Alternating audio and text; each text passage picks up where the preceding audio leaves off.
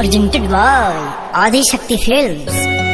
बिना देखे तेरी तस्वीर बना सकता हूँ, बिना मिले तेरा हाल बता सकता हूँ। हरे मेरी मोहब्बत में इतनी ताकत है कि तेरे आँख के आंसू अपनी आँख से निकाल सकता हूँ।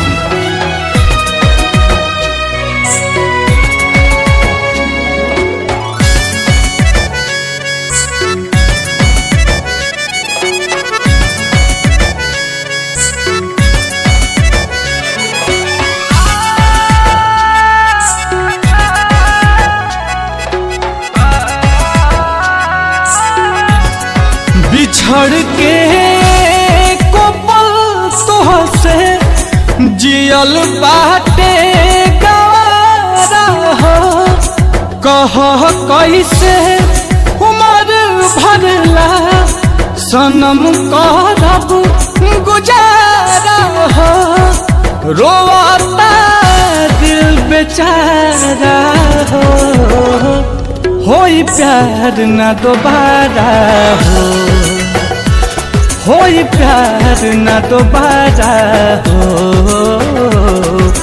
होई प्यार न दोबारा हो, होई प्यार न दोबारा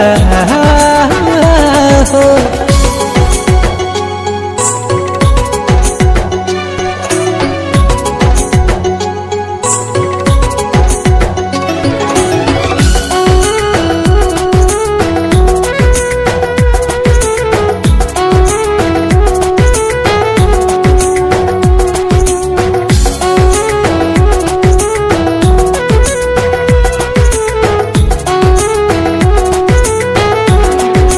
फेरू दिल के ई बगिया अब कबो आबाद न होई,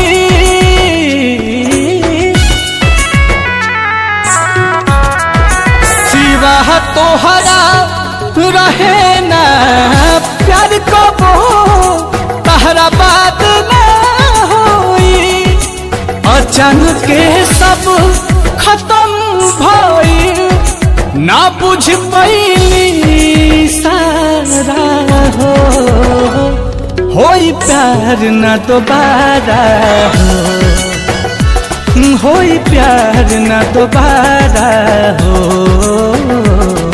होई प्यार न दोबारा हो, होई प्यार न दोबारा हो।